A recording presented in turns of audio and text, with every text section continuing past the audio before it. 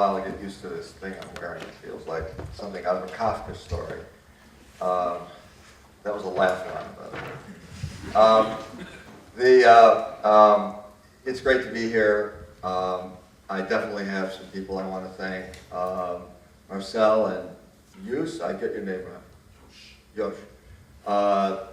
To Everett, in political philosophy, to Jordy, who's been a great friend and a great sponsor of all this, to all of you and to all the people here who made this possible. Thank you. I'm very appreciative, and I know that it took a great deal. I want to begin by just introducing myself, say a few comments to sort of frame what I'm going to say this evening. I'm going to be talking about the American political experiment and about the role of education in the American political experiment. I am a political theorist, which is to say that my tendency, my penchant is to ask big questions. And that puts me at odds, I think, with much of what goes on in the academy and the universities today, where we're getting better and better at refining small questions. Some would even say we're getting better and better at making the questions smaller. I would never say that, but I've heard it said. So I'm going to try and present some big questions and some big thoughts for you tonight. I am very much about conversation and dialogue. What I say to you, what I'm trying to do is to get you to put some questions to yourself, put some questions to me, share those questions with us, both of them. Questions, concerns, directions. I've taught for a long time, and I can pretty much hear anything. So you should really say what's on your mind. Some would even say I like mud wrestling. I think I want to introduce myself tonight to you, not only as a political theorist, but as a traveler in time and space. I suppose I look that way anyway. I come from long ago. I feel like I'm starting a novel, first line. I come from long ago. I come from a time in the 1960s when I was in college, when there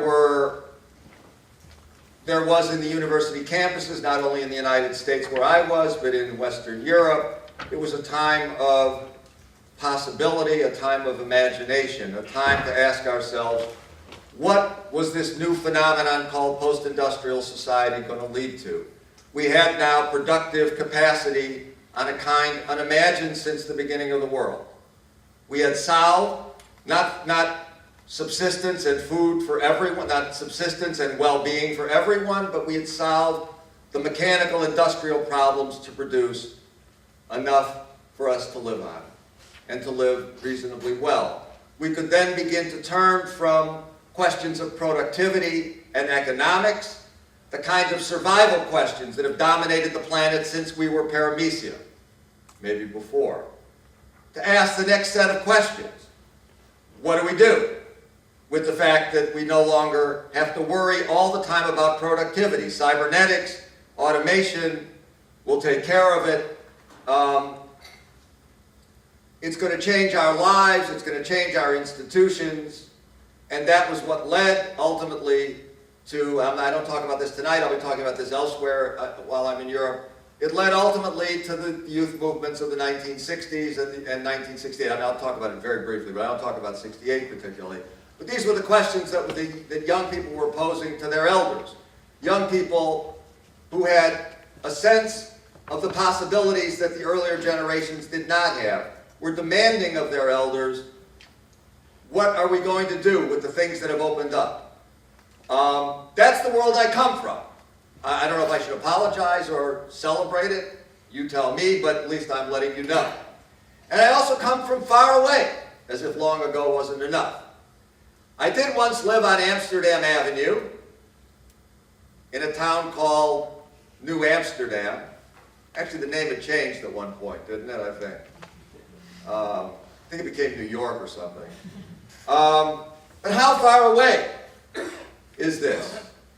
The United States is now regarded, I'm told, and I understand, pretty much in the rest of the world as another planet, a society that perhaps because it's gone off the rails now, because it doesn't relate to our own experience in Europe, in Latin America, in Canada even, they don't understand what's going on in the United States, that somehow there's nothing really to be learned or to be understood. And I don't mean learned in the sense of the United States in the kind of traditional arrogant way. The United States is a set of lessons from which we have to necessarily find the model. But we can look to its experience and ask ourselves what was good and what was bad about what has been good and bad about the American experiment. Those issues seem off the table. And they're off the table in the United States as well. There's a sense, as I may talk about tonight, about a kind of defeatism in the United States. There's nothing really worth thinking about. I want to argue to you tonight that the United States is not that far away, that it's in fact a creation of the European imagination. Now, let's absorb that for a minute. The United States is a creation of the European imagination, unless you are a fundamentalist Native American, of which we've done away with most of them, so that's no problem. It's a creation of the European imagination. And so I'm asking you to think tonight, what did the Europeans have in mind when they produced us? In other words, I'm suggesting the United States doesn't have to take the whole rap for what it's become. Some of this is your problem. What were the yearnings that Europeans had when they produced the United States, when they produced the American colonies? What kind of post-traditional society did they want? What kind of new world did they imagine for themselves? What kind of transformation of institutions did they imagine? That's what happened here. We were delegated, if you will, to act it out. And of course to transform it as we went along, and I'm going to talk about that tonight. But those yearnings, are those just simply now, leave it to the United States? It's their problem, let them go off crazy or do the kind of whatever they do over there, which we don't understand, God knows in California more than anywhere else? Or are some of those yearnings still part of the European imagination, the European imaginary? Is there some interest in the kinds of possibilities that the United States once represented and still exists as part of a global project? Are there some unrealized dreams and wishes, some dissatisfactions with the life that we have now, that you have now, that exist in each of us, in partly in you, about the way the world ought to be? I'm asking you to ponder the American experiment not today as a neoliberal empire, but as a condition of possibility. For good and bad, with things to learn and to things to gain from it, and things to learn by its mistakes, that allows us to tap into our own possibilities. The immigration to the United States still continues. People come over there with some idea of the yearning for those possibilities. So, how do we reach those possibilities? How do I connect with you about those? A lot of that, if it's going to happen at all, is going to be in the question and answer, or you can make comments. I don't care. You don't have to ask me a question. In one night, I'm not going to be able to open up this question to you, except to let you know that there's a doorway here to think about. What were the dreams that constituted America, and even if they're failing now, what are they and how do we carry them on? Were they part of the European experience? Are they part of 68 in Europe? Are they part of Occupy in Europe? Those are questions. It's not entirely dormant, and it seems to be in Amsterdam more or less all the time. So,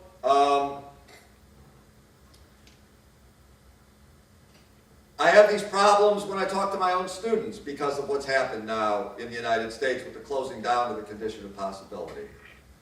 They also don't understand, although they have an inkling from their parents who lie to them and tell them they never did any of the things they did. They have an inkling that there were possibilities that were open at one time. They know that. They read about it. Certainly I talk to them about it. And they ask, what happened? What happened? was life like, and why were things seemingly more open and more possible? And I talked to them of new kinds of families and new kinds of schools, new kinds of work lives, and new kinds of communities, and new kinds of life priorities that seemed possible with the advent of post-industrialism and the transformation of the globe for the first time in human history. That's big stuff. I said I was going to ask big questions of you. The 60s were big stuff. And the problem that's happened now, I think, is, in part, why is it that we've gone back to talking about work hours and job benefits and medical care? I don't know, maybe we talk about that in the United States, maybe you don't talk about that. Maybe just talk about iPads or, you know, getting your bike a new tire. I don't know, whatever you talk about. We're not talking about big questions. Why not? What are we scared of? Is it fear? Is it disinterest? I don't have an answer to that. Are these questions that concern you? Should we be asking them?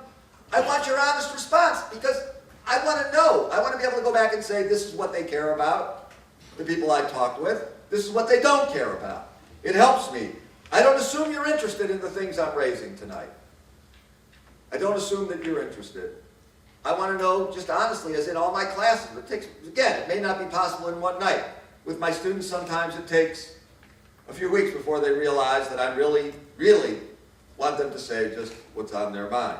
But I am interested in what kind of futures you imagine for yourself. That's really the question I'm posing. What kind of future do you imagine for yourself and for your community, your society, the world around you, your intimate space, your intimate lives, domestic lives? What do you want from a post-industrial society? Or is the fact that there's this industrial might and that we're, I mean, you know, it was calculated at one point that 10% of us are doing work that matters. I think that might be high. Look around at the work that people are doing. How much of that needs to be done from in-basket to out-basket in order that everybody somehow gets to work, has something to do every day? We're producing work for people to do because we don't know what to do if they stop working the amount that they do. We don't know how to transfer goods to them. If we don't make them do something that they, and presumably that they don't want to do, that's one of the conditions. So what happens if we re-alter our thinking about what's possible? All right, so with that in mind, those are the opening questions. If I haven't stirred you up and gotten you upset already, I will go on to talk more specifically about the theme for tonight.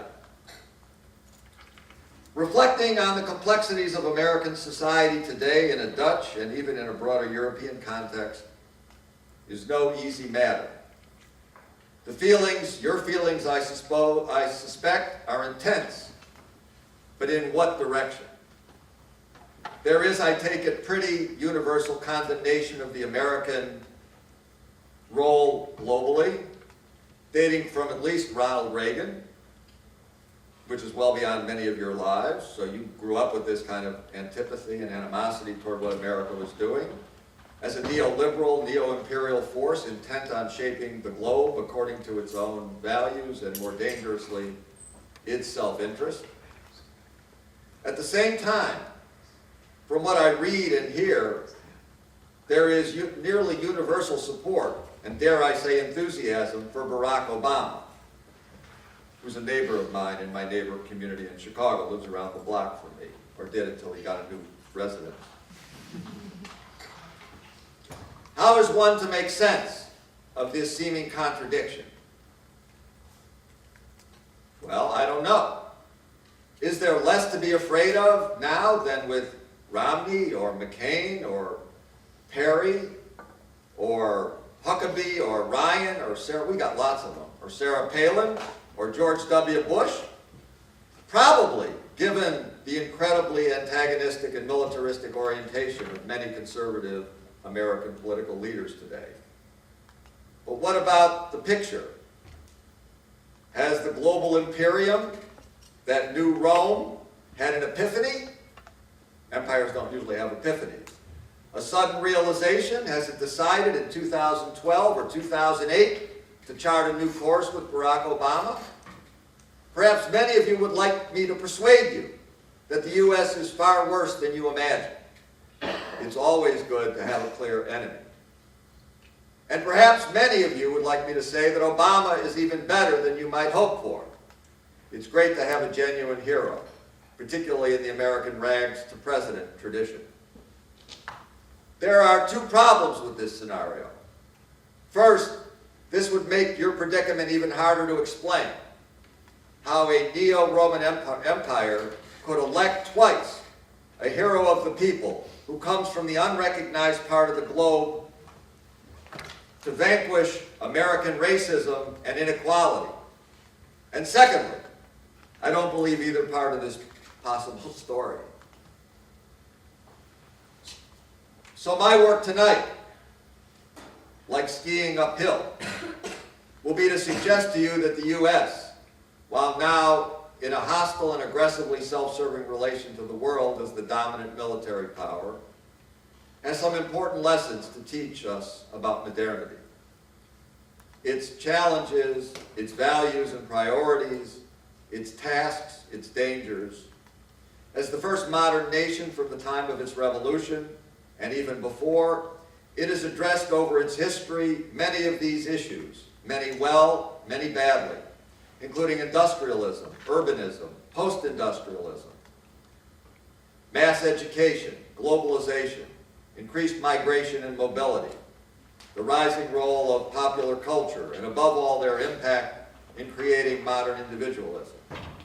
By coming to terms with these complexities dispassionately, without preconceived ideas, and deciding, as Tocqueville recommended, both the positives and negatives, we can, while thrust into modernity and late modernity, seemingly by forces beyond our control, we can perhaps be able to direct these forces unleashed that are shaping the contemporary world.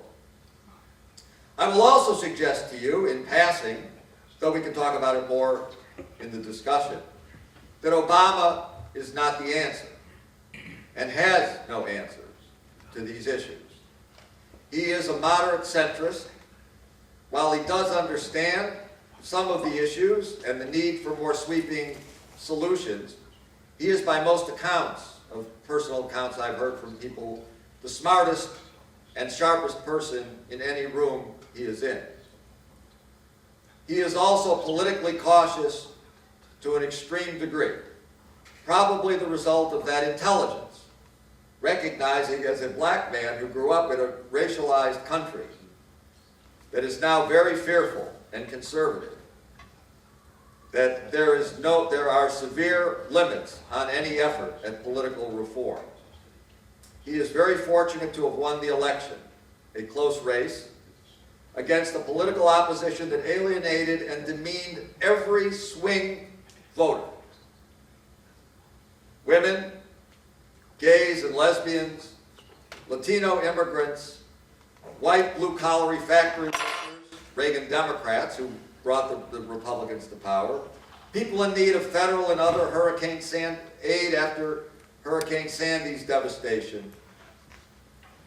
Obama realizes the razor-thin options for non-conservatives in the United States now, and willingly undertakes whatever trimming and denial is necessary to retain political power, whatever he thinks deeply. And we have a tradition in the United States that presidents, after they're done, they give a farewell address. It's classic, Washington, Eisenhower, others, which is one of the most powerful statements typically that's ever been done, ever spoken in the political arena in the United States. And of course, all it is presidents telling the truth after they're out of office. So I can expect from Obama some massively powerful story of what might have happened, in his tenure in office. So how are we to understand the American contribution to modernity?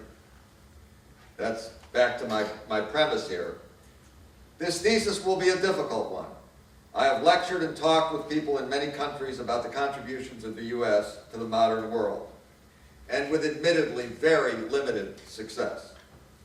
Modern European philosophy and social theory, for example, pays literally no attention to the American case. What is even more problematic, speaking as someone who's studied American culture and history for now nearly 50 years, is that Americans themselves don't understand it. So how would anyone else? They have been, like the rest of the world, taken in by the fog of national rhetoric about freedom, which, as my research shows, Americans have never had, and for the most part, never wanted. I'll talk about that later. So the main difference between Americans and others is that while neither can easily see beyond the rhetoric, Americans celebrate it and others condemn it. I want to suggest that the U.S., as another way of looking at it, is the product of its unique history.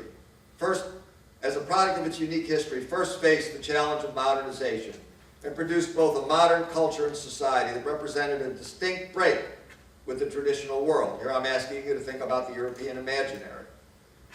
For from the time of the early English migration to the colonies, Americans set themselves on a new course to create the first modernizing society. It was an experiment in social innovation, settled by those who had left their traditions, elders, communities, societies, and sometimes religions behind.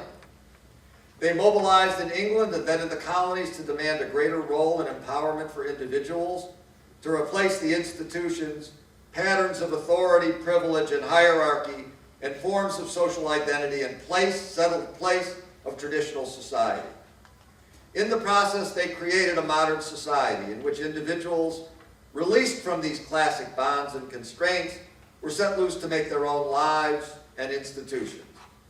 The result was not a free society for reasons I will explain, but it was far and away the most individualist society ever produced.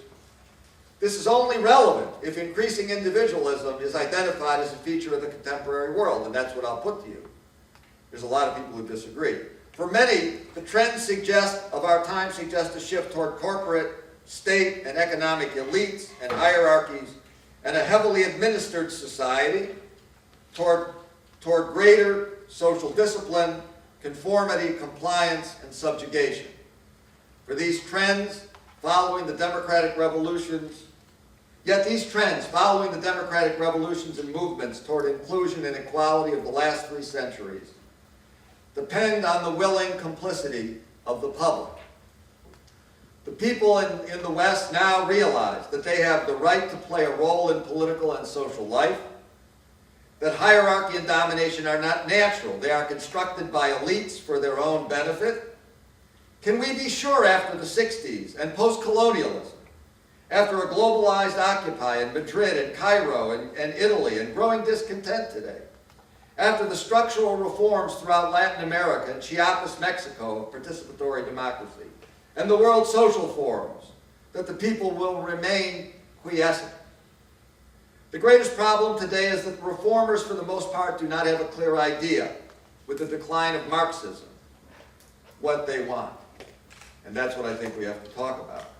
I believe that the future lies with societies that rest on the consent of their members, that provide the space, nurturance, and resources a la Amartya Sen's work, which I'm happy to talk about, to facilitate the development of the capabilities, potentialities, and interests of its members. I believe that is the ultimate future beyond this neoliberal nightmare we're living in right now. Thus, the question I will put to you is whether such societies can be created as part of the long evolution of post-industrial society. As with the industrial age, the early initiative was taken by the economic and corporate powers, and the public only slowly caught up. I think that's what we're going through right now. In these beginnings of these economic transformations, economic and corporate elites clearly lead the way. But when the public did catch up, particularly in Europe, and even in the United States, in the period 1930-1970, the result was greater social justice than ever before. You see, we're on the downside of kind of this horrific results of blowback of this kind of expansionist economies. We've been through it before. Horrible industrial taking over of the economies and policies of the society. But Europe is the product of the rebound into some kind of greater social justice. Well, why can't it happen again? Why is the assumption that where we are now is where it's fixed? We have a whole history to look at to say things can be different, and they were different. What will the next wave of political reform and transformation look like? That's the question I'm putting to you. Will we ask for more than quiet lives of material comfort and distraction, what Thoreau called lives of quiet desperation, cut off from the power to shape and engage our communities, our world, ourselves? While many right now just want to weather the storm of globalization without catastrophe, we will in time turn to wonder and adventure, to soaring dreams and social ideals, to creativity and self-actualization. What better way to spend the time, limited as it is, on earth?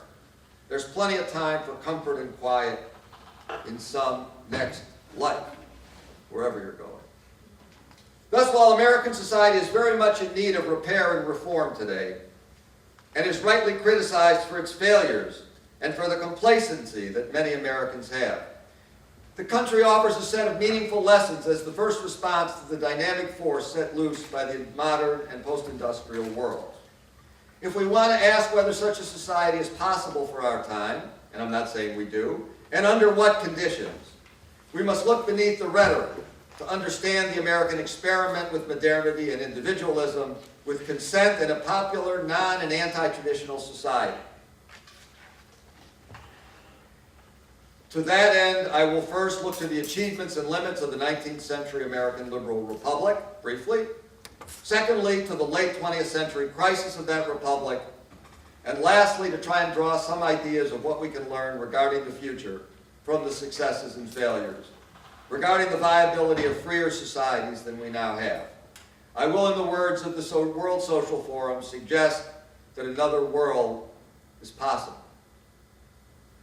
Hobbes and Locke, English liberal theorists, at the coming out of the first, along with the Dutch, early modern revolutionary situation in the 17th century, posited individualism as the overriding feature of modernity.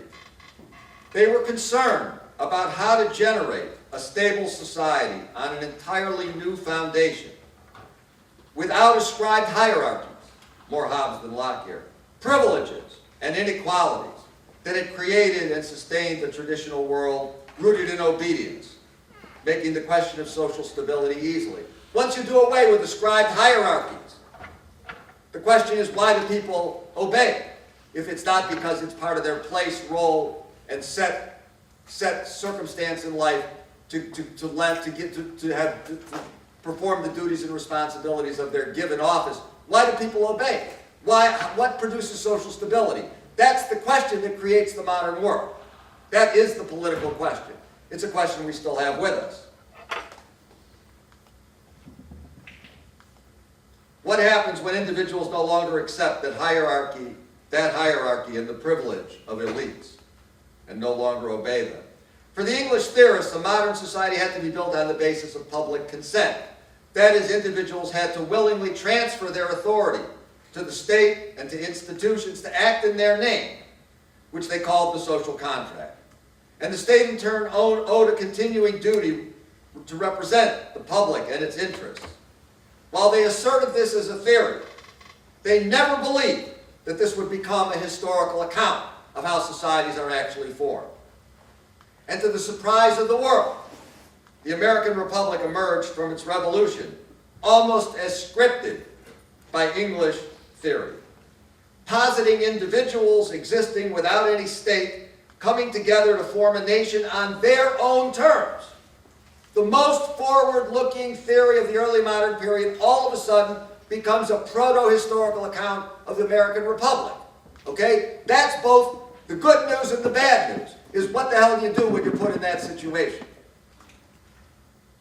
Now, while you and I probably agree that this is a largely mythic account, there were, of course, governments before the Revolution, it both speaks to a cultural reality in the United States, which people outside the U.S. don't have a handle on, that is shared and understood by no one else, that we actually do believe in some hard-to-explain way, that societies are the product of the members coming together.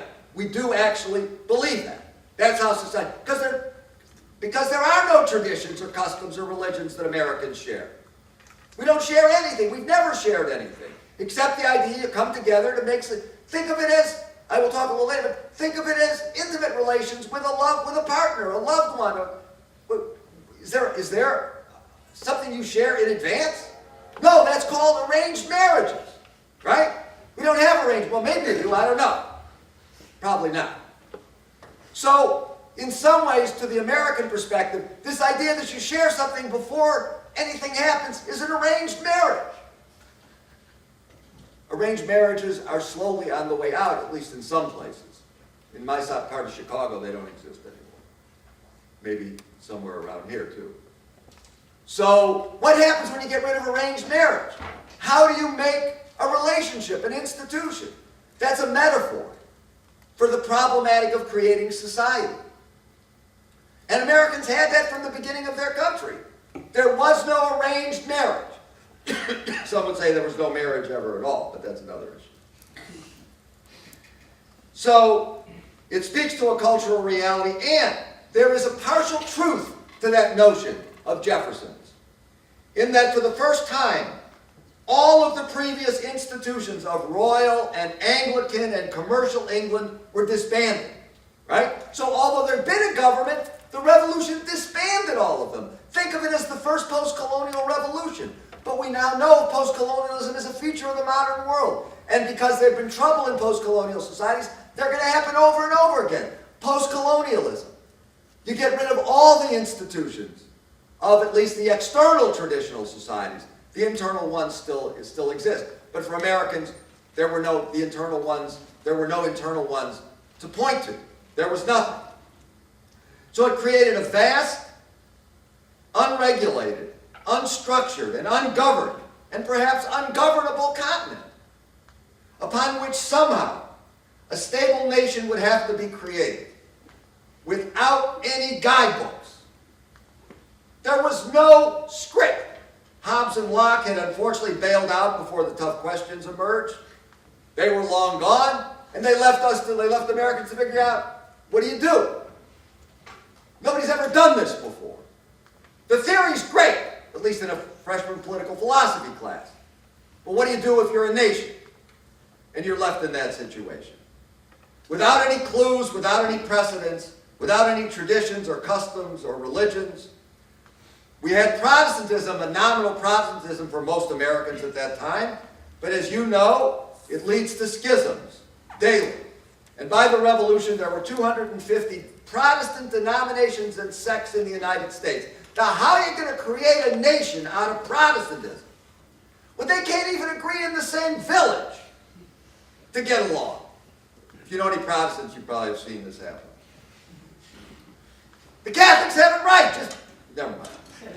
I teach at a Catholic university. I do understand that. Well, I guess we're here. Yeah. They had no common political values. Only the blazing rhetoric from the Declaration of Independence that said what? It said you had a right to be an individual. Well, that's going to help. Right? To be free and to be equal, to make your own lives in a free society. Try that for order. Now you appreciate the problematic of modernity that I think slowly the globe is moving toward.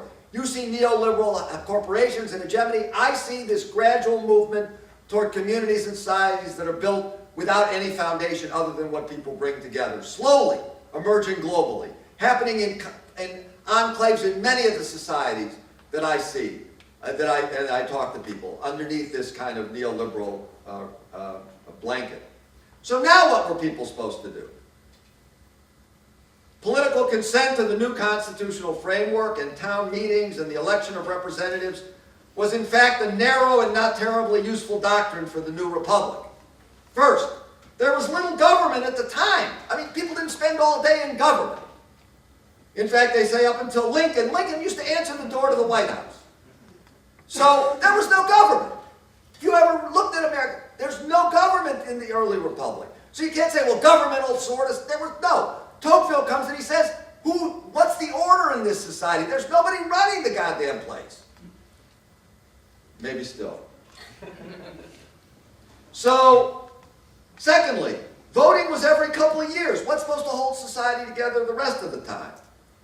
The great fear that emerged after the revolution was a vacuum in institutional order.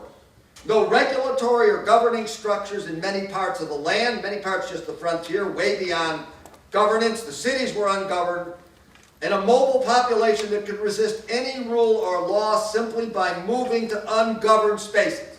Right? That's what you could do. The frontiers along the country and the cities were seen as spaces of anarchy and lawlessness long before American cowboy movements. Okay? And there was no marshal. And you can look at early American fiction. Melville.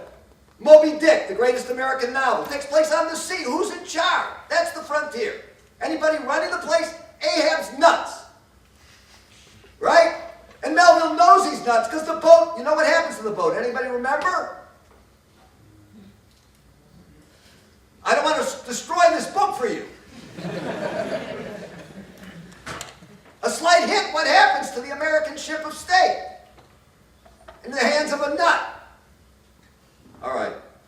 Read it then. It's not good. The business and religious elites tried to impose order and hierarchy on the English model as well.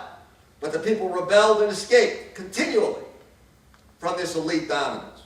So the theoretical question emerged: how could a society of individuals who believed that their consent was required and that their lives were their own to govern and direct, find stable order? In terms of statecraft, citizens had to be induced to provide not just occasional consent, but ongoing voluntary consent and confirmation to their political and social system. Think of that as this intimate relation, right? Every day you wake up, do I want to be here? That's what Americans had to answer. How are we going to convince the whole bloody population every morning? Do you want to be here? It's not working in relationships so well. Never mind. Tocqueville referred to this problem and the kind of American fetish about it, about getting people to believe in this whole thing. He referred to this as the irritable patriotism of Americans, trying to convince everybody that you really should belong and join up. And the amazing thing is, now this is my irritable patriotism, that Americans in the 19th century republic did create novel, modern institutions. The open market society, these are all unprecedented. Collectively adopted social norms and patterns of conduct rather than those prescribed by elites. Elite social norms, gone. Participatory and inclusive for the age. I know there's a lot of critique in America. Participatory and inclusive for the age. Political processes at local and national levels. The right to decide how to live your own life. Community-shaped education. Voluntary family bonds. But as you perhaps can see, each of these institutions require buy-in, consent and commitment of the members. You can't just put these up and assume people will come. So what did they do?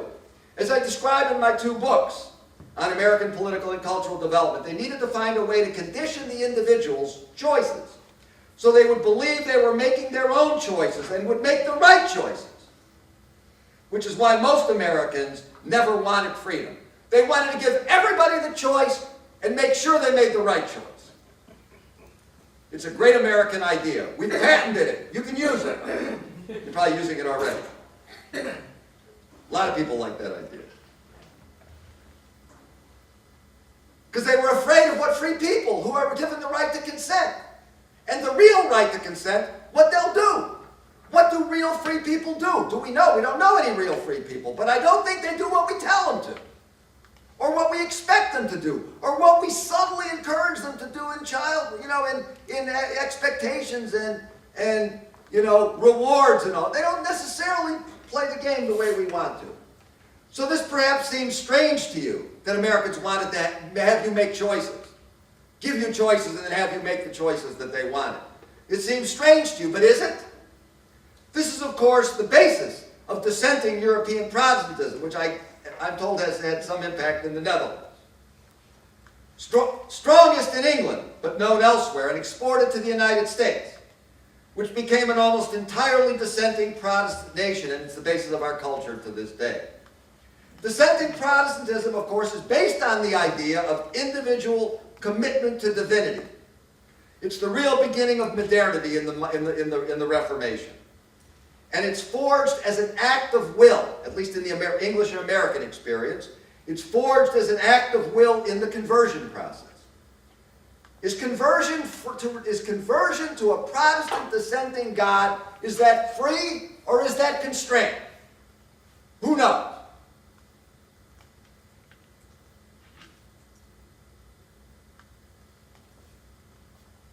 I guess I know. You get the problem? That's the basis of American citizenship. a conversion to an established authority. Is that a free conversion or a constrained or a coerced decision? What do you think? I can't see anybody out there, so if you have something to say, just say it. Free or coerced?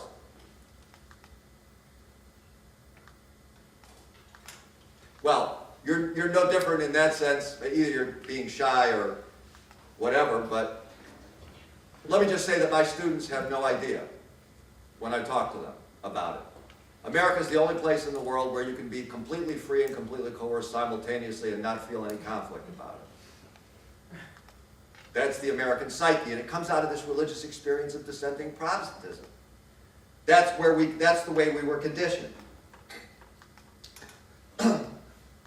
If you're not a predeterminist, as Americans were not after 1750, this commitment is both voluntarily given, that is, it's the heart of spiritual choice to be able to say yes to a God of your own free will, and it comes with the requirement to act within the moral and theological framework set by divinity.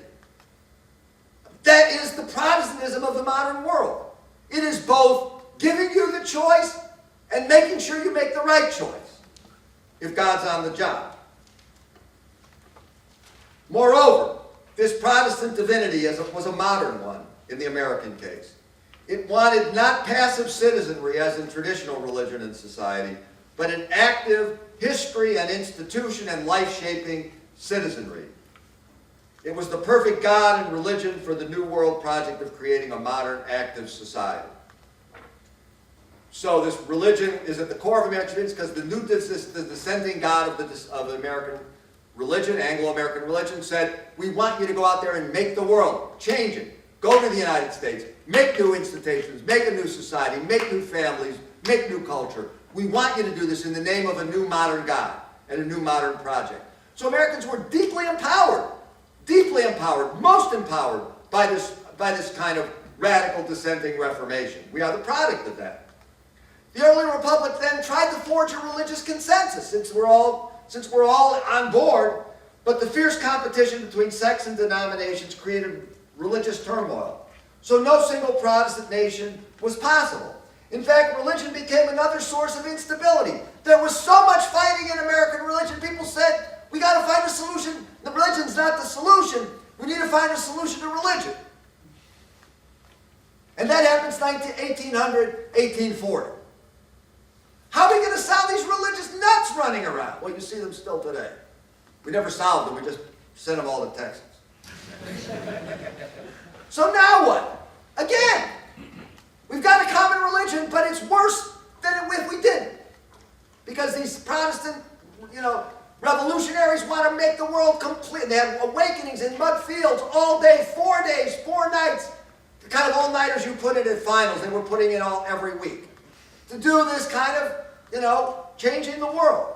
So what are we going to do? Americans realized the problem after the revolution, that a consent-based society of orderly citizens required a novel solution.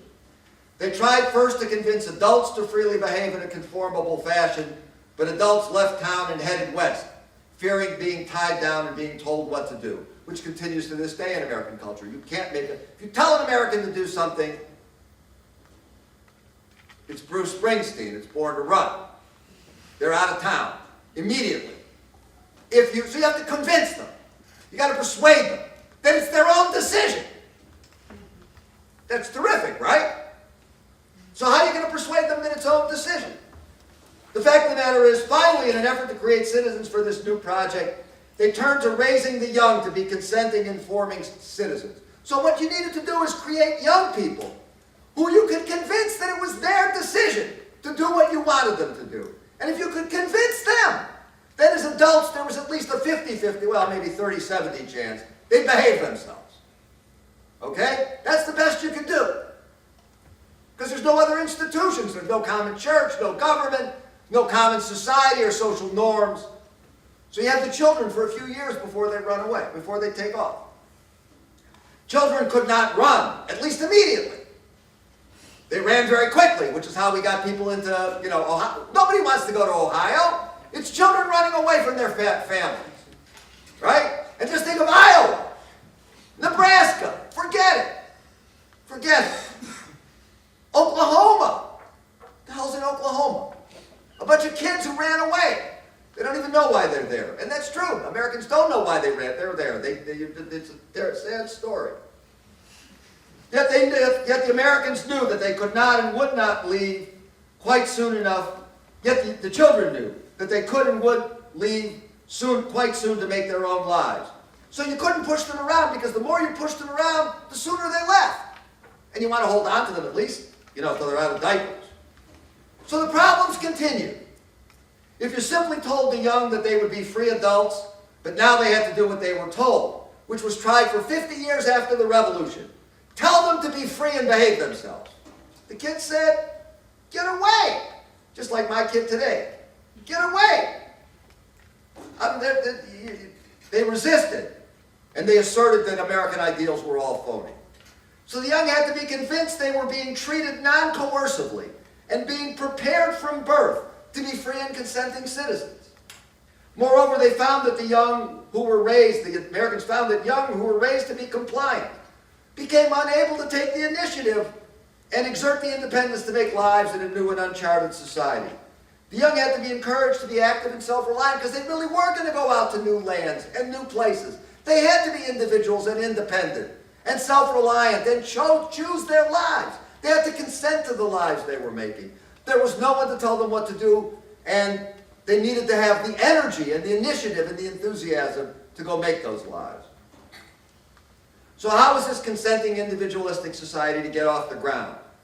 Young that believed it was free was given the unprecedented rights of assertion and individualism and still behaved conformably. That's the project of America, and I'm asking whether you see any parallels to the world that we live in late modern times. So as I trace in my new book, The Crucible of Consent, they shaped a novel and innovative child rearing and education. It was organized by creating new family structures and new school systems, featuring more permissive and egalitarian domestic and pedagogical authority. Unprecedented strategies that sought to engage the interest of the young and empower them to make their own decisions. New parent-child and teacher-pupil relations and interactions from early in life, from 2 and 3 years old. The young would be raised to become more independent, more individualistic, less authority-bound than had ever existed in the world before. In the process, they established novel daily practices. They talk a lot. Day-to-day guidebooks. What parents do, what teachers do, to create this sense in the young that they are more individualistic, more self-governing than had ever existed before. Anywhere.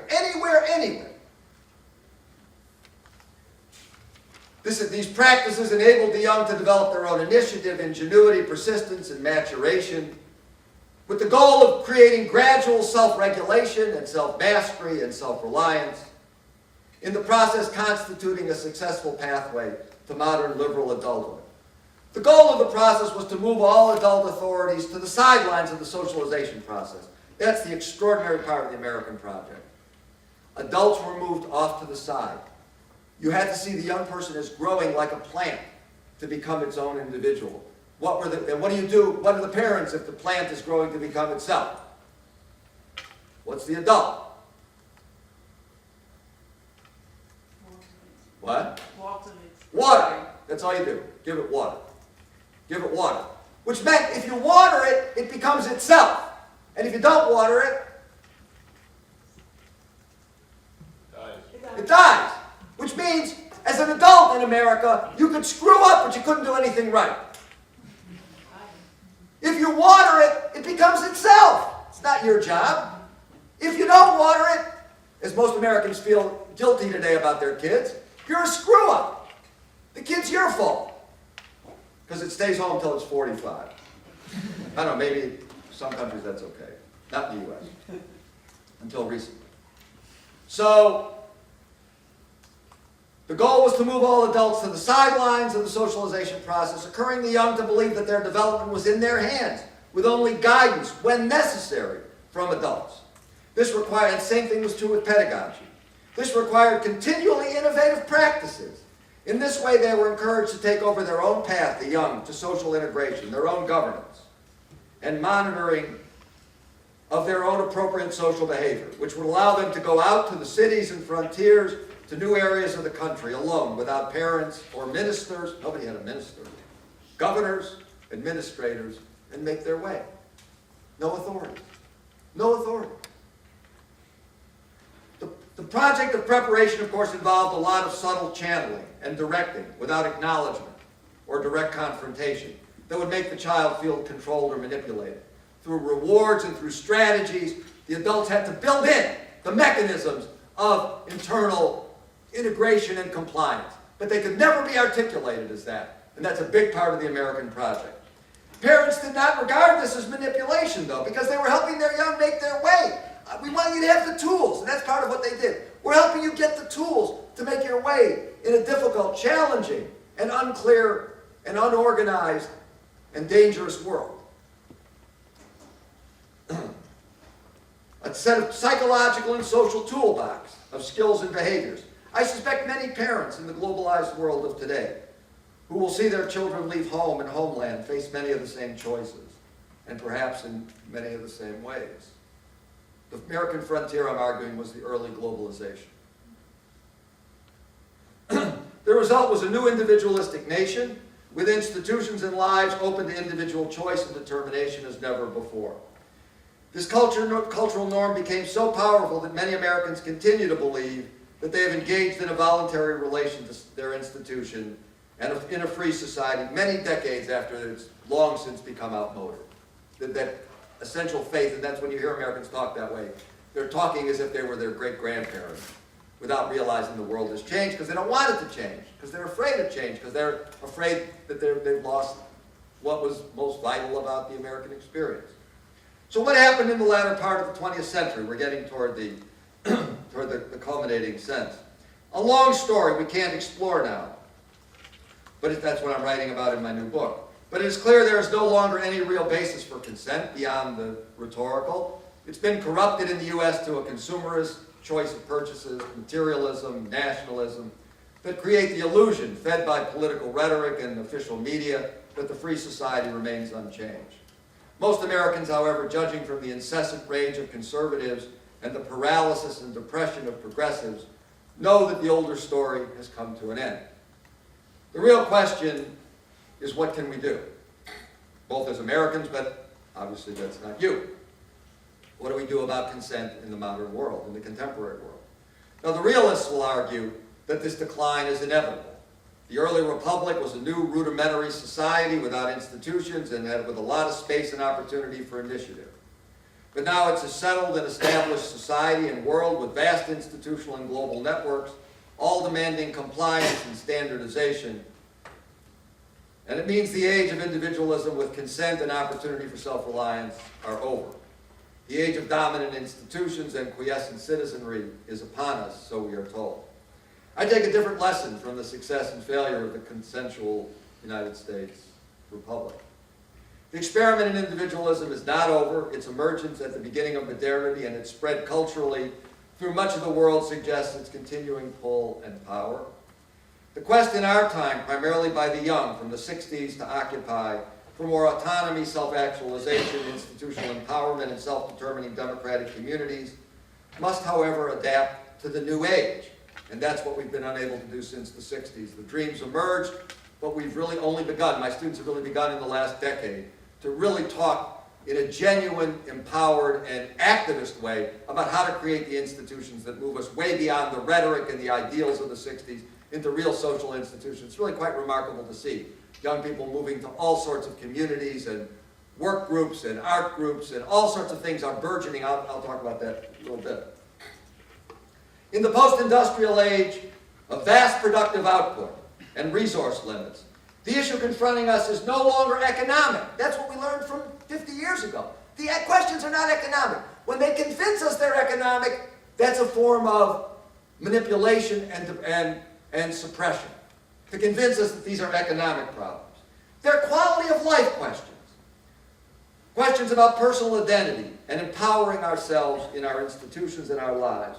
With less work and more machines, more education and cultural diversity and self-expressiveness and creativity of youth culture, these shifts are not only possible but necessary.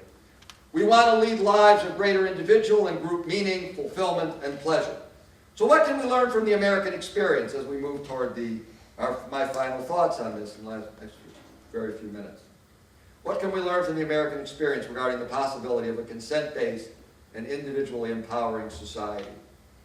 That the younger generations raised with new hopes and dreams will be the major catalysts and activists of new post-industrial frameworks. I believe that's the case. It will depend on the young. A consent-based world based on the rights and powers of the individual requires citizens raised from birth with forms of skill, mastery, and experience to shape and govern their own lives and institutions. That is, family and educational processes that nurture competent and empowered individuals from the beginning. The institutions will have to be created distinct from the large organizational networks on a scale that's accessible and alterable, beginning from family and early education, local communities and politics, the arts, sustainable living experiments in new institutional realities.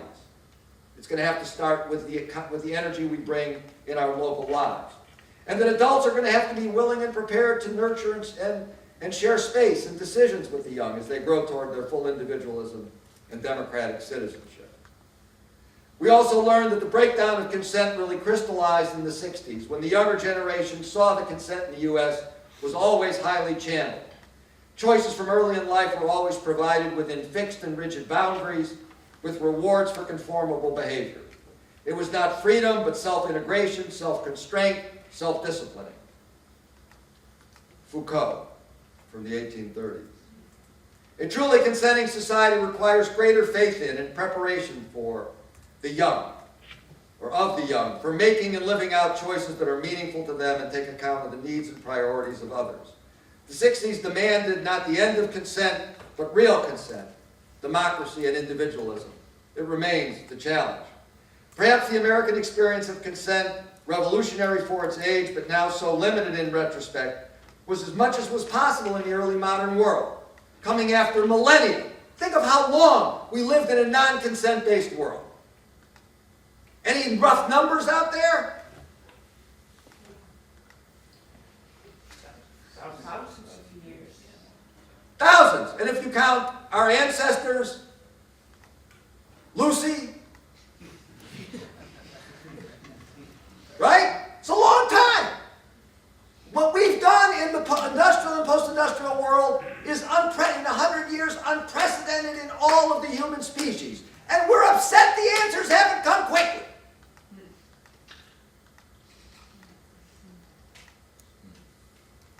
Why is that again? No, never mind. So what's possible today? New institutions are slowly emerging in the U.S.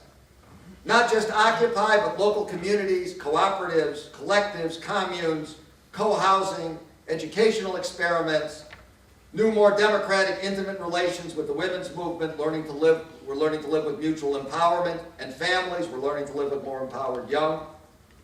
Quoting from one of my students, who's off now to engage in a project in the West. We're creating independent, sovereign communities that can divest their capital and labor as much as possible through co-ops and mutual aid is what I see as the next step. Community gardening and urban agriculture, opening our homes to people experiencing homelessness, potlucks, farmers markets, teach-ins and skill-sharing workshops, neighborhood beautification and community cleanup, dumpster diving, freeganism, time bank, you know what these are, I don't. I don't get around that much. Freeganism, time banking, really free markets and swap meets, hitchhiking and freight hopping, couch surfing, independent publishing organizations and media groups, poetry slams, organizing boycotts, various direct actions, squatting foreclosed homes, free yoga and meditation classes, graffiti and guerrilla art, and many, many other amazing things that are all happening currently at this moment. Many young are on the path of individual self-discovery and identity formation.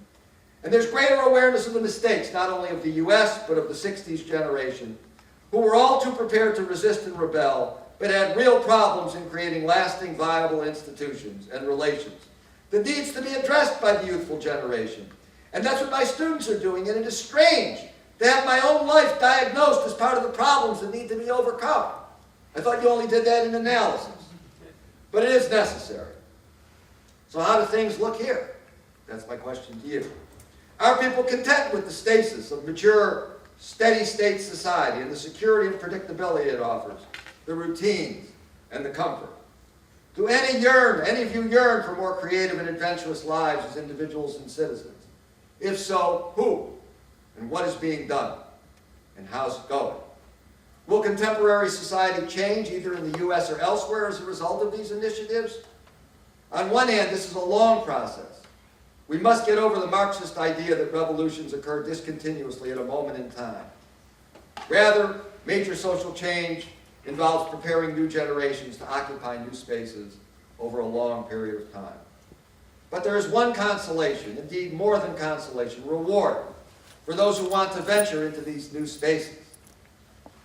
They are as close as the classes we teach and take, the relationships we create, the communities and alternatives we build that establish pockets of change within the present, where we both live the future as we prepare ourselves for it.